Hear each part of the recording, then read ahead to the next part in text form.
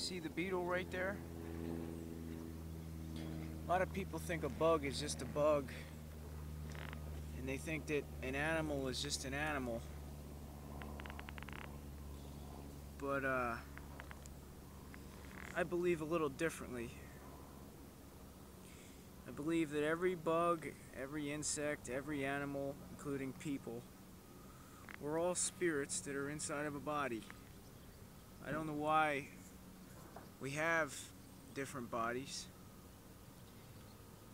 but clearly they're alive. They're not just like a rock on the ground, you know. They're obviously alive. They're moving around.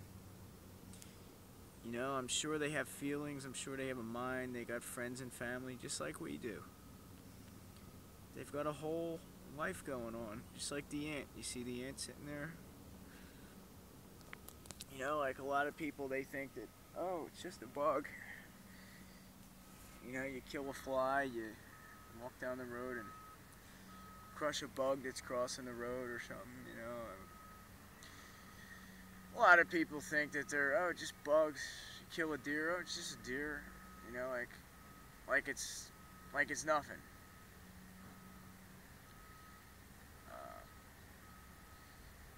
I don't think like that.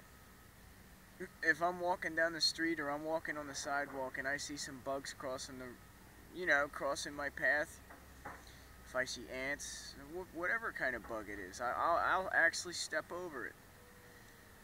You know, I'm not going to purposely kill something that makes me feel bad inside.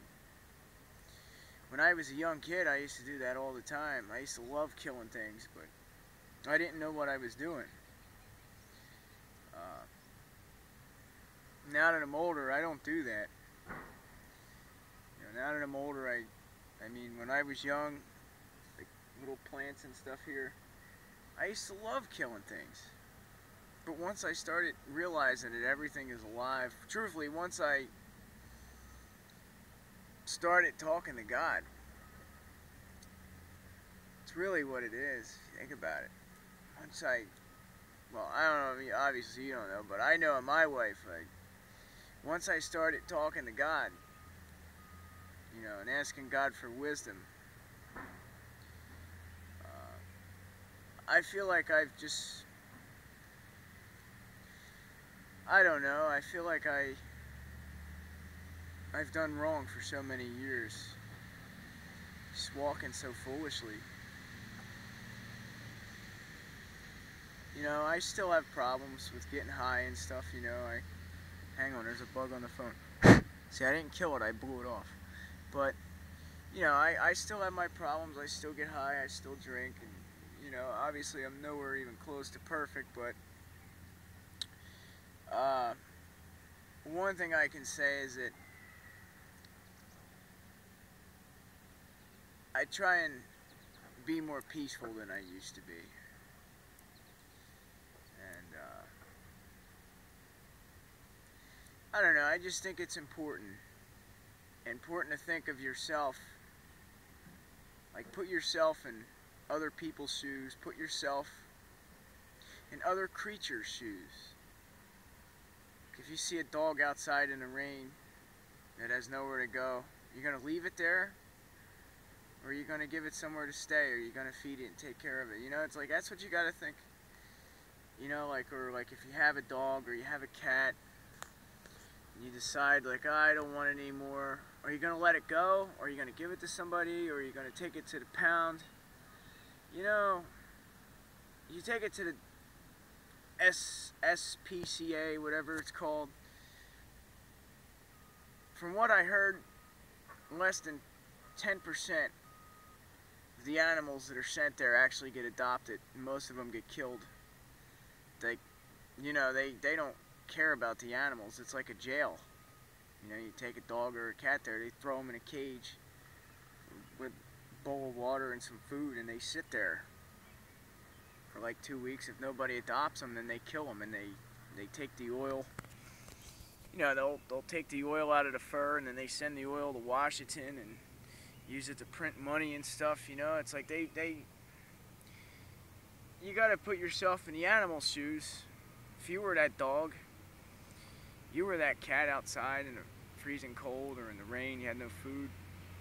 You know, you got to do that. If you're that bug crossing the road, you had friends and family, other creatures depended on you. You know what I mean? Like, you got to think about that. Or let's say we lived in a world where there was giants. And you have a friend with you, you have family, it's right down the road. And one of these giants come along and just step on your friend that's right next to you. Let's say you have a wife or a girlfriend or a boyfriend, whatever, and they're walking a little bit ahead of you, and a giant comes along and just squashes them and keeps on going. Obviously, you're going to feel some kind of remorse. You're going to feel some sort of way. You know what I mean? Like, the bugs, they feel the same way. Really. A couple people I told this to 2 days ago, as a matter of fact, 3 days ago, I told them about a lot of my beliefs, and they thought I was from outer space. They thought that, like, they've never heard such a thing. They've never heard anyone say anything like what I told them. And obviously they disagreed with my philosophies, which is fine. You know, they don't have to agree with me, you know, I mean, it'd be a lot better if they did, but they don't have to, you know, they got their own beliefs, which I respect that. But at the same time, you know, it's important for me to listen to your opinions. It's important for everybody to listen to each other's opinions and decide what's right and wrong. You know, now, of course, the Bible says, thou shalt not kill. But, you know, a lot of people say, oh, well, you have to kill to survive, which is true. You reap what you sow. But at the same time, to just kill for no reason, I don't do that. I don't agree with that.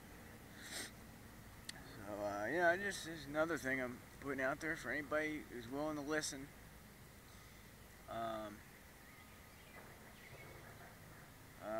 If any advice I can give to you is don't trust the government.